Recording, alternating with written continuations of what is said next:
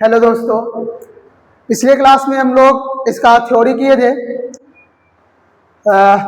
Now the leaves are falling fast का, और आज हम इसका समरी और ऑब्जेक्टिव करने वाले हैं। थोड़ा सा वीडियो लेट जाता है, टाइम का अभाव होने के कारण हम पर डे अपलोड नहीं कर पा रहे हैं वीडियो। उसके लिए सबसे पहले हम आप लोगों से माफी मांगना चाहेंगे। डेली पर डे के हिसाब से मतलब डेली वीडियो जाएगा। अभी कुछ दिनों के बाद हम रेगुलर वीडियो छोड़ेंगे इस पे। अभी फिलहाल गैप करके ही जा पाएगा क्योंकि टाइम नहीं मिल पा रहा, अभी ऑफलाइन क्लासेस भी होता है।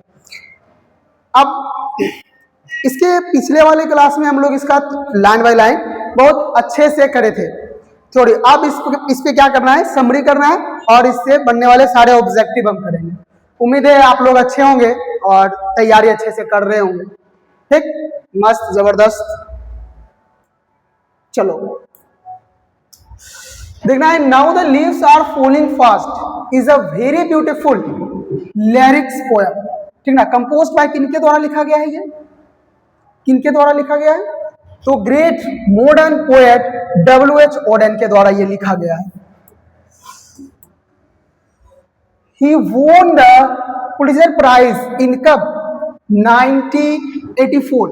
In this poem, the poet described the frustration, यानी इसमें बताते थे कि किस प्रकार बताए थे कि मनुष्यों का जो परेशान होता है, जो वो दुविधा में होता है, बोलते हैं जो हताश होता है अपने जीवन में, और हर एक मनुष्य होता ही अपने जीवन से। ठीक, तो उसी के बारे में ये बताते हैं बहुत अच्छे से, और बहुत बड़े अच्छा से कहानी भी सुनाए थे कि एक पेड़ था जिसके ऊपर पत्ता था और बहुत उसको घमंड था हरे भरे का, और पतझड़ का मौसम आया, पत्ते गिर गए हवा के झोंके से। तो हर एक इंसान का आना जाना होना ही है। चलो, inherited in human life he compare the fast falling, और ये जो फास्ट फॉलिंग जो हो रहा था, लीव्स जो पत्ते गिर रहे थे, वो करते हैं कि जिस प्रकार कैसे मनुष्य मृत्यु की ओर बढ़ रहे, जिस प्रकार पेड़ों से पत्ते गिर रहे हैं, उसी प्रकार वो क्या हो रहा है, मनुष्य भी मौत के करीब जा रहे हैं, मृत्यु के नजदीक जा रहे हैं। वही है दोस्तों कि now the leaves are falling fast. महान आधुनिक कवि कौन लिखे हैं? W.H. Auden द्वारा लिखा गया है। ठीक, वही चीज है, और ये बहुत ही सुंदर प्रगीत है, कवि यानी कविता है। उन्होंने 1948 में क्या पुलित्जर प्राइज उन्हें मिला था। ठीक, इस कविता में कवि ये मानते हैं कि जीवन में छिपी निराशा का वर्णन करते हैं। वह पतझड़ के तेजी से गिरते पत्तों की तुलना मनुष्य के तेजी से बढ़ते बुढ़ापे और मृत्यु की ओर को बताते हैं। जिस प्रकार पत्ते गिरते हैं, ठीक उसी प्रकार मनुष्य भी, जैसे पत्ते का एक तो गिरेंगे नहीं, पत्ते हल्के पीले टाइप के होते हैं, फिर सूख जाते हैं, फिर गिरते हैं। ठीक उसी प्रकार मनुष्य भी है, पहले बच्चा होता है, जवान होता है, ठीक ना, कैसे जवान होता है हाथ यूं यूं चलता है, और जब बूढ़े हो जाते हैं हाथ यूं यूं चलता है, पूरा फ्रीज टाइप का हो जाता है। चलो देखो, the poet says that as the leaves fall quickly from the trees, humans are also moving fast toward their death. जिस प्रकार पोएट कहते हैं कि जिस प्रकार पत्ते तेजी से गिर रहे हैं, उसी प्रकार मनुष्य भी तेजी से मौत की ओर जा रहा है। ठीक ना, और विस्परिंग यानी नेबर्स, जो कि बोले थे मैसेंजर ऑफ डेथ होता है। क्या होता है? मैसेंजर ऑफ डेथ होता है, जो राजदूत होते हैं। ठीक, are always present around us, और हमारे जो ये जो राजदूत होते हैं, ये हमेशा हमारे आसपास होते हैं। जैसे बोल सकते हैं कि मौत जो है क्या है, इंसान के आसपास इर्द गिर्द घूमते रहता है। चलिए वही ये देखो कि कभी क्या कहते हैं कि जैसे पेड़ों से पत्ते तेजी से गिरते हैं, वैसे ही मनुष्य भी तेजी से अपनी मृत्यु की ओर बढ़ रहा है। यानी देखना है, विस्परिंग यानी नेबर्स, यानी क्या, राजदूत, फरिश्ते। और याद रखना, कोई भी फरिश्ते हमें बचा नहीं सकते। ठीक, हमें हमारी आपस मौजूद यानी हमारे आसपास मौजूद होते हैं। बोले थे कि हमारे आसपास ही रहते हैं, सारा मौजूद वो। अगला देखना है, the pluck us from our real delights, और यही याद रखना कि ये जो राजदूत होते हैं और हम मृत्यु से हमें दूर लेके जाते हैं, और यही हमें जो रियल जो खुशी होता है ना, वास्तविक खुशी, उससे दूर लेके चले जाते हैं। ठीक, in old age human bodies become weak and their active hands freeze. बोले ना कि कैसे बचपन में फुदकता है और जवान में यूं यूं हाथ चलाता है सब, और वही बुढ़ापे में कैसा हो जाता है, बस एकदम ऐसे हो जाता है। ठीक, तो इंसान है तो होता ही है, तो वही बताते हैं। और ये सैकड़ों लोगों ऐसा जो सैकड़ों बॉडीज, जो सैकड़ों शरीर है जो मृत्यु को प्राप्त हो चुके हैं, सिर्फ एक नहीं। और याद रखना है कि ऐसा कोई इंसान नहीं होगा जिसके घर में मृत्यु नहीं होगा, ठीक है, ऐसा कोई भी घर नहीं बचा होगा। एंड और वो क्या कहते हैं, लकड़ी के ताबूत पे एवरीडे डेली जाते हैं, यानी इवन यानी स्पिरिट्स यानी बोलते हैं बुरी आत्माओं, लाइक यानी trolls are wandering and no angel comes to help us in our distress। देखना है वही है कि वे हमें हमारी वास्तविक खुशियों से छीन लेते हैं। कौन? राजदूत जो भी आते हैं, मौत जो हमें छीन लेते हैं। बुढ़ापे में मानव शरीर कमजोर हो जाता है और उनके चलते फिरते हाथ शून्य पड़ जाते हैं, और हर दिन सैकड़ों मृत शरीरों को लकड़ी के ताबूतों पर यानी ले जाया जाता है। और ट्रोल्स यानी वही बोले, ट्रोल्स जैसे बुरी आत्माएं भटक, जैसे बोल सकते हैं आप राक्षस से भी रिलेट कर सकते हैं इसको। ट्रोल्स यानी भटक रही है, और हमारे दुख की घड़ी में कोई फरिश्ता हमारी मदद नहीं कर सकते, और एक भी फरिश्ता हमें बचा नहीं सकता मौत से, मृत्यु से नहीं बचा सकता। ठीक, चलो। Despite this dark reality the poet saw a ray of hope at the end। He talks about the beautiful snow-covered mountains had the white, बोल रहे थे जिस प्रकार जाते हैं तो कैसे एक पहाड़ों से लटपटाता हुआ बर्फ से, बोल सकते हैं आप, वो वाटरफॉल जो एक प्रकार से ब्लेसिंग देता है। क्या देता है? एक प्रकार से ब्लेसिंग देता है। The white waterfalls from these mountains bless the all travelers in their last journey। और वही लास्ट में देखो कि यह क्या है, इस कड़वी सच्चाई के बावजूद कभी अंत में आशा की एक किरण दिखाते हैं।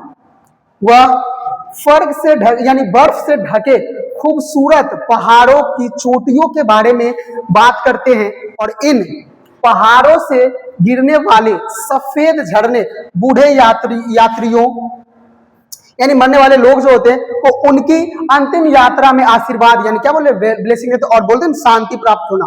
बस वही मौत ही एक ऐसा है जो अनलिमिटेड शांति होता है मौत के बाद, ऐसा बोलते हैं। लिखना है यानी through this the poet given the message that death is not the end. और ये मैसेज देना चाहते हैं कि मृत्यु अंत नहीं बल्कि एक नई शुरुआत है, नई जनरेशन का। ठीक, बट द यानी कि नेचुरल प्रोसेस, और मृत्यु याद रखना एक नेचुरल प्रोसेस है, ठीक, प्राकृतिक है। ठीक, दैट बीइंग अनलिमिटेड पीस, बोले ना मृत्यु ये जो कि हमें अनलिमिटेड पीस, शांति देता है to the suffering human soul. और इनके माध्यम से कवि यह संदेश देते हैं कि मृत्यु जीवन का अंत नहीं है बल्कि एक प्राकृतिक प्रक्रिया है। क्या है? एक प्राकृतिक प्रक्रिया है जो पीड़ित मानव आत्मा को परम शांति प्रदान करती है। चलो, तो हमारा ये समरी था, और इसी के बाद फिर देखते हैं। अच्छा, ये आप लोग बताना कमेंट बॉक्स में कि समरी का अलग अलग क्लास, मतलब कि 5-5 मिनट का या फिर जो भी बनता है उतना उतना अलग कर दे, या और ऑब्जेक्टिव का अलग कर दे, ये हमें कमेंट बॉक्स में आपको जरूर बताना है। तो देखो कि पहला क्वेश्चन आता है ऑब्जेक्टिव का, तो बताइएगा ईमानदारी पूर्वक कि रिवीजन किए होंगे तो इसका तो जवाब मिलेगा ही, और बिल्कुल आप लोग पढ़ते ही। चलो, हु हैज कंपोज, कौन ये पोएम लिखे? Now the leaves are falling fast. बोले ये क्या बच्चों वाली कहानी पूछते हैं अब, ये तो किसको नहीं पता है? W.H. ऑडेन। कौन है?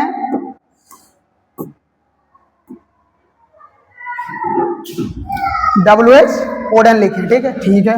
चलो अगला प्रश्न है सेकंड, कि W.H. ऑडेन का जन्म कब हुआ था? कब हुआ था बताना है, कब हुआ था? कब हुआ था? 1907। चलो अगला प्रश्न है, यानी W.H. Auden won the Pulitzer prize in the year, कब इन्हें मिला था प्राइज? तो इन्हें मिला था प्राइज, वो कब मिला था दोस्तों? कब मिला था? 1948। 1948। चलो अगला प्रश्न है, for which collection did WH. Odean, किसके लिए इन्हें मिला था ये प्राइज, किसके लिए मिला था, तो किसके लिए मिला था, ये द एज ऑफ एंजाइटी, इसके लिए मिला था इनको प्राइज। चलो बताना है pulp us from the real delight. अब यहाँ पे बताना है रियल डिलाइट्स मींस क्या था, यही था कि क्या बोले कि जो असली जो खुशी होता है वास्तविक खुशियों को हमसे दूर कर देता है, क्या कर देता है, हमसे दूर कर देता है, वास्तविक खुशियों को हमसे दूर कर देता है। Option A become the right answer, यानी taking away our happiness and giving death. चलो द वर्ड डिस्ट्रेस का मतलब क्या था, स्ट्रेंजर के लास्ट में बताया गया था, बताओ। डिस्ट्रेस यानी सोरो एंड सफरिंग, बोले ना दुखी से और पीड़ित से रहना। अगला, now the leaves are falling fast is a dash, कैसा पोएम था, एक लैरिक पोएम था। कैसा पोएम था, लैरिक पोएम था। कैसा, लैरिक। देखो सोनेट्स का मतलब होता है 14 लाइन्स पोएम, सोनेट मतलब होता है 14 लाइन्स का जो पोएम होता है वो बोलते हैं। ओट्स होता है, ओट का मतलब होता है जिसे बोल सकते हैं ओट्स, ओट्स मतलब होता है संगीत, जो हम संगीत से जो अगला चैप्टर हम लोग पढ़ने वाले हैं ओट टू एटम में हम पढ़ लेंगे। चलो लिरिक्स, लिरिक चलो फॉर डब्ल्यू.एच. ओडेन यानी पोएट्री वाज अ डैश, कैसा गेम था, एक सीरियस गेम था। कैसा गेम था, एक सीरियस, कैसा, option B become the right answer. चलो 9 W H. Auden left England in 1939 to settle permanently in, कहा, जब ये छोड़ दिए थे, और यार इसी वजह से बोले ना कि 2 स्टेज में इनका बट गया था, ठीक। तो बताना है कि कहाँ परमानेंटली सेटल हो गए थे ये, तो परमानेंटली ये सेटल होते हैं यूएस में जाके, यूनाइटेड स्टेट्स। बताना है the poem now the leaves are falling fast, now the leaves are falling fast in take the dash in hurt in human life, क्या था, तो फ्रस्ट्रेशन के बारे में बताया जा रहा था किसमें, कि बताते हैं वो मानव का जो हताश में जो रहते हैं। Who are the travellers in there, travellers कौन था बताओ, ट्रेवलर्स कौन था लास्ट में, यानी कौन था, old human beings moving toward death, यही तो एक यात्रा। यहाँ पे ये मत यात्रा कि हम गए ताजमहल घूमने के लिए इसके लिए यात्रा कर रहे हैं, वो नहीं, यहाँ पे हर एक, यहाँ से रिलेट करना है कि हर एक मनुष्य मृत्यु की ओर बढ़ रहा है। चलो 12 नंबर प्रश्न है, यानी whose white waterfall could bless the travellers, कौन थे, तो माउंटेन्स। चलो अगला प्रश्न, what is cold impossible ahead, बताना है कोड इम्पॉसिबल कौन था, बोल रहे थे किसको कर रहे थे, माउंटेन्स लवली हेड, किसको, माउंटेन्स लवली हेड। अगला देखना है, who has become dumb to see the leafless trees, बताना है हमें इसका जवाब कि कौन था जो पूरा बोल रहे थे कि जब लीफलेस ट्रीज हो जाएगा, पूरा मतलब बिना पत्तों के रहेगा, तो वहां पे क्या होगा, नाइटिंगेल बुलबुल भी कुछ नहीं बोलेगी, चुप हो जाएगी, शांत हो जाएगी। अगला, the falling of dash refer to the speedy arrival of death, कौन था, लेप्स, द फॉलिंग यानी द फॉलिंग ऑफ क्या, लेप्स। चलो आगे, who are scolding for their food in the poem, बताना है हमें कि कौन था, यही ये जवाब में बताना है हमें कि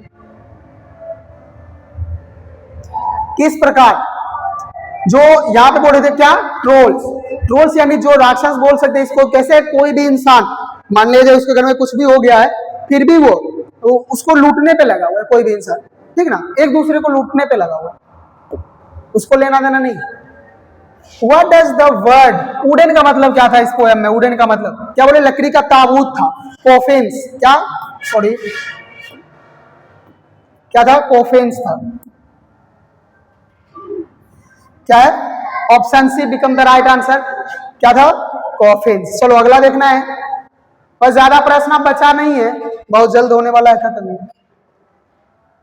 What happens to the active hands in old age, active hands जो होते हैं, क्या बोले थे, ऐसे ऐसे यूं यूं हाथ चलता है, अभी यूं बॉडी ऐसा ऐसा चलता है तुम्हारा, और बाद में क्या होगा, ये फ्रीज, जैसे जैसे बूढ़े हो जाओगे ऐसे ऐसे हाथ ऐसे हो जाएगा, कमर ऐसे हो जाएगा। चलो 19 नंबर क्वेश्चन है, who are the whispering neighbours in the poem? Whispering neighbours in the poem कौन था? तो मैसेंजर ऑफ डेथ था, राजदूत था, वही तो था। अब ऐसा नहीं पड़ोसी से समझ लेना कि मेरी बाजू वाली पड़ोसन है।